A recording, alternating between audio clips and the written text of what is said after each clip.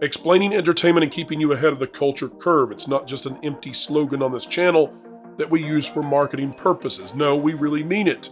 And we believe that we deliver on that promise, that value to you. In the case of Hulu, we've been doing this for months now, talking to all of you out there about Project Hulk and how the Walt Disney Company seemed to have a plan of integrating a lucrative streaming service into Disney Plus, a struggling streaming service. Now that is happening, and perhaps in the future, Hulu will indeed be killed off. It's all very fascinating from a financial standpoint, in particular because it doesn't make much sense until you realize that so much of this is being driven by Bob Iger and his ego.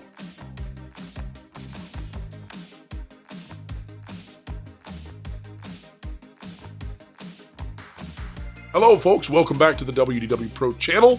As we said, explaining entertainment, keeping you ahead of the culture curve. And yes, we have been doing so. Folks, if you like that, consider clicking the like button as we get into our conversation today.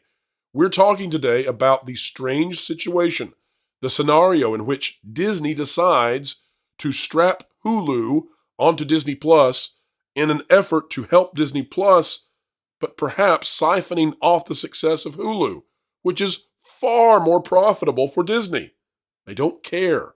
And that's because all of this perhaps comes down to a vain attempt at vanity. We're going to explain it with the panel right now. We're here to assess that Disney Plus is a failure as it currently stands. And Jonas, you've got some good reasons for believing that. This goes right in line with what we reported on, 6 months now, where we began talking about Project Hulk. And that was something at the time that not many people knew what that was, but it was the merger of Disney Plus and Hulu essentially into a single streaming platform. That transition now has begun. And so originally, I think that many people thought that Hulu was going to be its own standalone thing and that Disney was buying it so that they could use it and be profitable. And we said at the time, no, that's not what we're hearing. What we're hearing from our tremendous sources out there, and credit to those sources, is that they are, as we speak, merging these. They've just got to press the button. That button has been pressed. The beta is out. And yes, Hulu is now just a blade inside Disney Plus. Jonas, walk us through why you feel this is an indication that Disney Plus is actually a failure. I'll just point out, here's the story from August 8th, talking about Disney Plus and Hulu to merge in December. Here we are in December. The official launch is going to be in March of next year, as we've now are talking about it. This is. And I'm not asking this to be facetious. It's a little small on my screen. Am I the author on that one, Jonas? Yes, you are. Okay, I wasn't asking that for the. Here, old man. Go ahead. There we go. It's now I can see what it says. Yes. All right. So a little small, very small, I promise, history of Hulu. Hulu was set up by Jason Kilar, who we all know as the then future CEO of Warner Brothers. It was a collaboration between Fox and ABC. And why am I missing out here? NBC, obviously.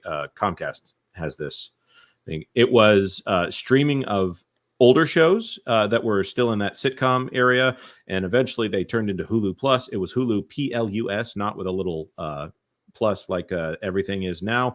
And at that point, they were the next day you can get in here and you can watch what was just on television yesterday. This was also around 2008 when they all started to figure out that, everyone is watching all of our shows on streaming. So we had the 2008 writer strike precipitated by this amazing little streaming service here, among other things. But I'm gonna put a lot of it on Hulu.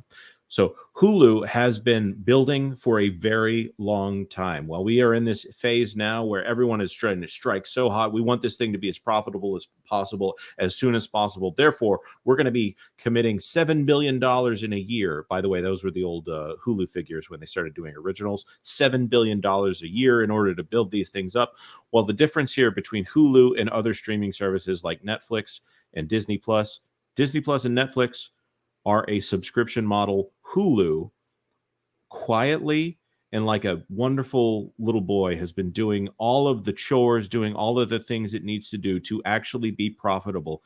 Every time somebody gets on Hulu to watch the Golden Girls, There are statistics that show that if you start watching that show, at least 30% of the people that start it are going to finish it within 3 months, all the while hitting ads the entire way down. So the dirty secret of all of these streaming services has been that Hulu has been making more money on ads than they have ever made on subscriptions. So people who are on the ads tiers were making more money for Hulu than the people on the ad-free tier. Meanwhile, somewhere down the line, Disney Plus starts up and they announce, you know what we're going to do? We're going to do The Mandalorian, okay? $200 million. Those are the average guess at what the budget on The Mandalorian would be. That one was shot in Manhattan Beach, California, so we don't know like we do for the UK versions of these shows. Andor was about 200 million. We actually do know that Andor was close to 200 million, maybe 250 million when you start adjusting for inflation. So you have a streaming service that is only charging $6 or $7 per user, and you have a show that is successful as far as that goes. And every month they're releasing another $200 million property onto this streaming service. And something strange happened within the last 2 quarters that we've become aware of, and that is that Disney Plus started losing subscribers before they got enough subscribers into the streaming service that they could say this is profitable. The last 2 quarters, they've still shown negative growth, what otherwise known as shrinking, until this most recent quarter where they said, you know what, we got a 700,000 subscribers in here, which covers them for the last 2 quarters of quote unquote negative growth. So over the last 3 quarters, it needs to be said, Jonas, that we don't know. Unfortunately, that quarter also happened to be the same quarter in which charter subscribers were given access for free via their subscriptions to Disney Plus. We don't know if those accounts are being tabulated in that. So we have no idea if Disney Plus actually grew or not. So that's right. And I'll add to that, there was also a $2 promotion or a £2 promotion over in the UK. One in the US, one in the UK, where they offered basically you can have 3 months for $2 a piece because they had to pump those numbers up. All they got was 700,000 subscribers off of that. And also Disney signaled on the most recent earnings call that they expect there to be a dip in the upcoming quarters. But do you know how they're going to cover for this? How are they going to do it? They're going to merge Hulu and Disney Plus. Disney Plus, not yet profitable, making about $6 to $7 per user. Hulu making $12.50 per user, and having about the same number of subscribers, if not more, in the United States. By the way, Hulu is not international. We're ignoring Hulu Japan. Different company, same name. Forget about it. So they're going to merge Hulu together with Disney Plus. This is me prognosticating rumors and speculation here. They're going to merge the two together and pretend like Disney Plus is profitable, when in fact it has been an abject failure since the beginning. How do we know this? Because when we look, the most popular shows that are Disney shows, not counting Bluey, they say, oh, well, they've got record figures. Our biggest premiere this year was Mando Season 3. Well, we can see from the Nielsen figures that Mando Season 3 has something like a 40 to 60% drop in viewership. The same thing for Loki. They're bragging that Loki is the second most viewed premiere this year. Also not coming up to those Mando numbers. And then we see later when the figures come out, a 40 to 60% drop in viewership. Also based on having more subscribers. So people are subscribing to Disney Plus and apparently not watching the content other than Bluey, which is amazing. Well, that's what I'm going to say. All of these so-called record-breaking, record-smashing premieres somehow come underneath a cartoon preschool dog show. So all of that's fascinating. But I guess what I would offer to the panel right now, and would love to get your take on this, it's amazing to me that Disney Plus, the flagship streaming platform of the Walt Disney Company, has been unable to make a profit. They buy Hulu for this insane amount of money, and it's a huge amount of money. It's enough that it is essentially funding the construction of Universal Studios theme parks all over the world. No joke. We're talking about Universal Kids in Fresno. We're talking about Universal Studios Europe, which is likely coming to Spain. We're talking about Universal Studios Epic Universe. We can keep going. A new Donkey Kong Country coming to Universal Studios Japan. All of this is less money than Disney is paying to said company that runs Universal Studios for the the cost of owning Hulu outright. And it won't take them 6 years to build, like it has taken Disney. But Disney Plus then, so what's Disney and Bob Iger's grand strategy for how to then take this Hulu that is making them money, you would hope, and they're spending so much money on it? What is their grand plan for how to use it? Strap it onto Disney Plus. I mean, it's amazing. Right. So where you see that blade for National Geographic, right now it's National Geographic and then Hulu if you're in the beta. I'm pretty sure by the time this comes out, maybe National Geographic will lose its spot entirely. There is no reason for National Geographic to be there other than for Disney Plus to prop up their slow drip of nothing coming out. If one piece of information that I obviously left off of this, the $2 billion in content write down, a majority of that was Disney saying, you know what, no one is watching this content that we have been producing, so we're going to get rid of it. We're going to say that it's in fact worth nothing, so we're going to take that as a tax write down. It was probably costing them more to have it on their server, than it was actually gaining any type of subscribers or anything.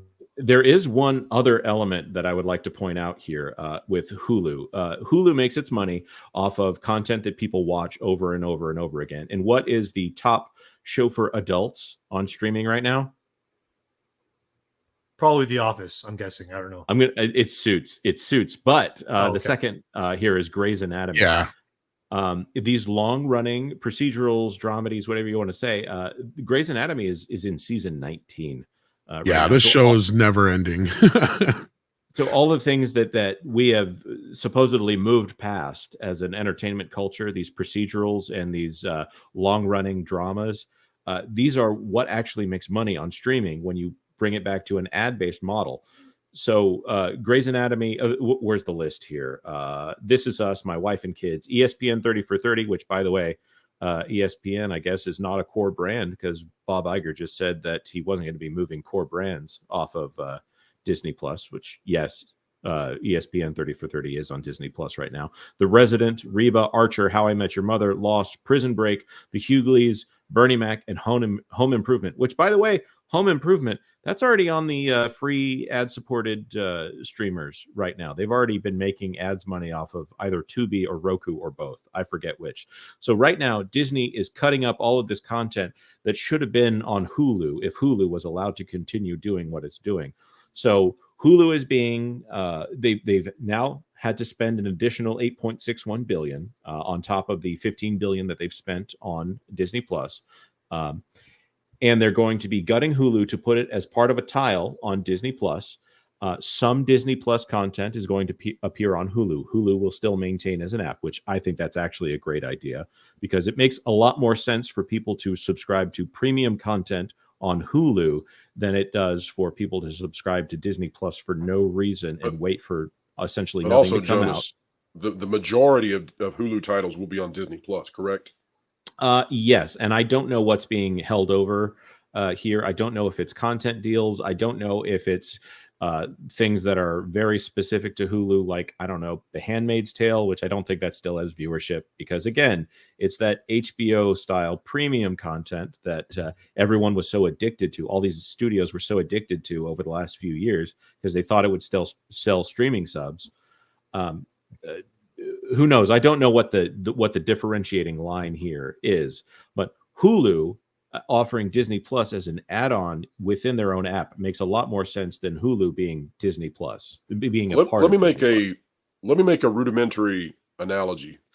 I'll throw this out here, by the way, because the whole point of this article is all of this is now being licensed to Netflix so that Netflix can actually make some money by pushing it over to Netflix and hopefully bringing those subscribers over to Hulu on the more recent seasons. Go ahead. The analogy that I would make is, imagine if you had two planes and one plane was not running very well.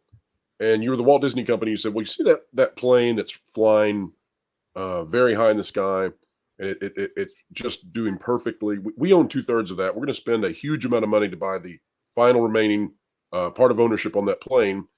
And then somebody said, well, you're going to use that plane, over the other one, right? You're going to take that and really, make your business about that one. And Disney said, no, actually what we're going to do is we're going to have this plane that's essentially grounded that can't really take off. That's going to be the driving plane, and we're going to strap that other plane to it, to the plane that can't drive. And that is what Disney is doing with Disney Plus and Hulu. They are strapping Hulu to Disney Plus, despite the fact that Disney Plus cannot make a profit.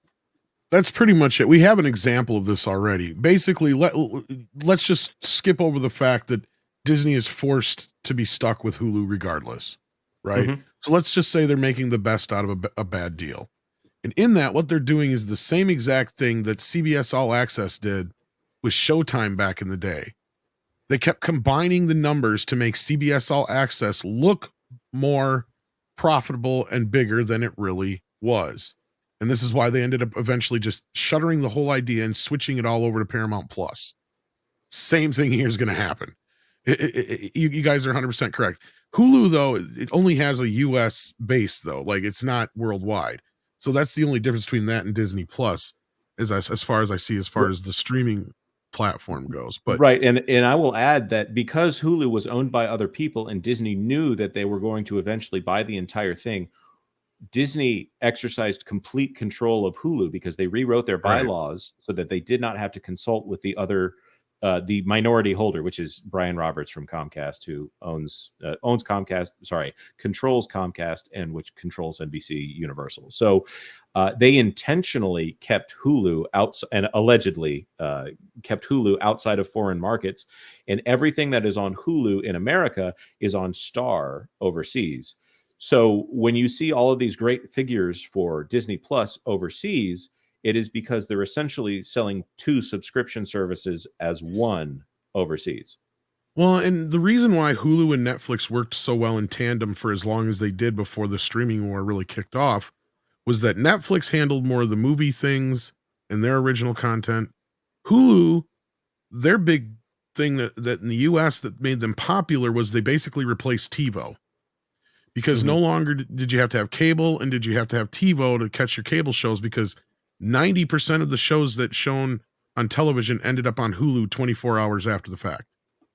And all of these studios had skin in the game, which is no longer going to be the case when Disney owns it 100% outright.